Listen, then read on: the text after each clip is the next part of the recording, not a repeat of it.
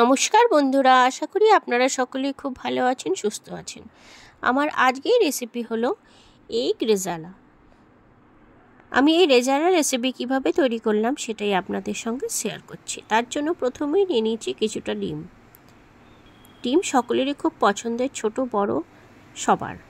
আর তার সাথে নিয়ে নিয়েছি কিছুটা উপকরণ। প্রথমেই আছে 10-12টা কাজু বাদাম, যেটা আমি জলে ভিজিয়ে রেখেছি। 3 চামচ মতো টক দই, একটা মিডিয়াম সাইজের পেঁয়াজ, যেটা আমি পেঁয়াজটার জন্য পাতলা করে কেটে নিয়েছি। আর এগুলো হলো কিছুটা দুটো মিডিয়াম সাইজের পেঁয়াজ, 7-8টা রসুনের কোয়া, হাফ ইঞ্চি মতো আদা। সেগুলো সমস্ত কিছু আমি একসাথে পেস্ট করে নেব। কাজু বাদামটাকেও ভালোভাবে পেস্ট করে নেব। প্রথমে আমি সামান্য একটুখানি হলুদ দিয়ে ডিমটাকে ভালো করে মাখিয়ে নিয়েছি। তারপর একটা মিক্সিং জার নিয়ে নিয়েছি, তাতে আদা, রসুন, কাঁচা লঙ্কা, পেঁয়াজ কুচি সমস্ত কিছু দিয়ে একদম মিহি পেস্ট তৈরি করে নেব। তারপর উনুনে কড়াই চাপিয়ে দিলাম, তাতে দিয়ে দিলাম পরিমাণ মতো সাদা তেল।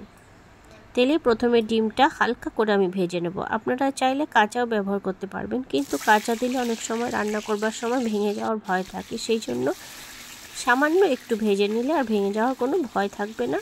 সুন্দরভাবে গ্রেভিটা রান্না করার সময় কোনো রকম সমস্যা হবে না। তারপর ডিমটা ভাজা হয়ে গেলে একটা পাত্রে তুলে ভালো করে ঠান্ডা করে নেব। ডিমটা ঠান্ডা হয়ে গেলে আর একটা পাত্রে আমি সব কটা ডিম ঢেলে দিলাম, আর তাতে একে একে কয়েক রকম মশলা দিয়ে ডিমটাকে ভালোভাবে ম্যারিনেট করে নেব। তার জন্য প্রথমেই দিয়ে দিচ্ছি সামান্য পরিমাণে গোলমরিচের গুঁড়ো, 1 চামচ মতো টক দই। টক দইটা আগে থেকে আমি ফেটিয়ে রেখেছি। দিয়ে দিচ্ছি হাফ চামচ মতো আদা, রসুন, পেঁয়াজ সমস্ত পেস্টটার থেকে হাফ চামচ মতো পেস্টটা দিয়ে দিলাম। দিয়ে খুব ভালোভাবে সব কিছু মাখিয়ে 10 থেকে 15 মিনিট রেস্টে রেখে দেবো।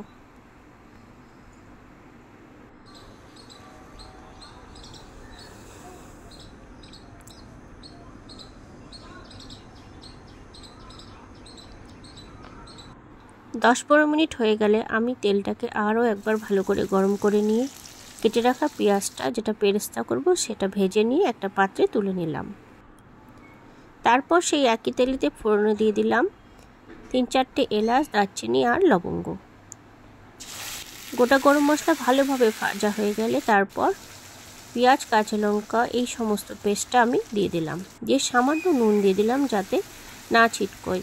এই সমস্ত ঘন মশলা যখন তেলে দেওয়া হবে তখন সামান্য নুন দিয়ে দিলে কোনো রকম ছিটকাবে না, আর খুব ভালোভাবে ভেজে নেওয়া যাবে। মশলাগুলো খানিকক্ষণ ভেজে নিয়ে 2 চামচ মতো দিয়ে দিলাম, 1.5 চামচ থেকে 2 চামচ এরকম হবে, দিয়ে দিলাম টক দই। দিয়ে ভালো করে আরও 2 মিনিট মতো কষিয়ে নিলাম। তারপর দিয়ে দিচ্ছি কাজু বাদাম পেস্টটাকেও খুব ভালোভাবে মিশিয়ে নিয়ে 2 মিনিট মতো কষিয়ে নিতে হবে। এইভাবে একে একে মশলাগুলো দিয়ে আর 2 মিনিট মতো ভালোভাবে কষিয়ে নিতে হবে। যেহেতু এটা ডিম দিয়ে রেজালা তৈরি হচ্ছে, ডিম দেওয়ার পর আর বেশিক্ষণ সময় লাগবে না, সেই জন্য মশলাটাকে প্রথমে একে একে কষিয়ে নিতে হবে। তারপর দিয়ে দিলাম ছোটো চামচের 1 চামচ জিরে গুঁড়ো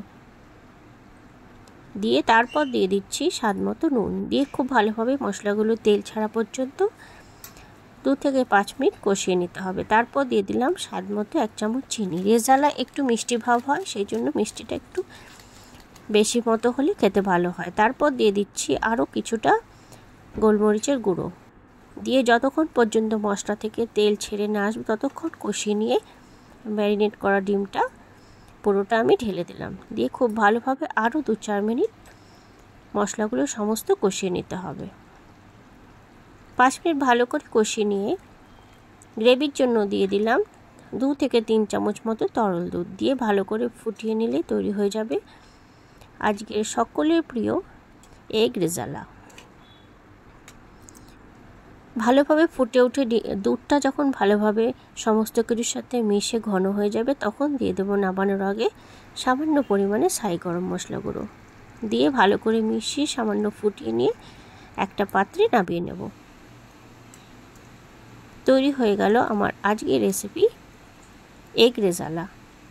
ভালো লাগলে অবশ্যই আমার চ্যানেলটিকে সাবস্ক্রাইব করবেন, আর আপনারা ঘরে অবশ্যই তৈরি করবেন, আর ভালো লাগলে অবশ্যই কমেন্টে জানাবেন, আর খুব ভালো লাগলে অবশ্যই শেয়ার করবেন।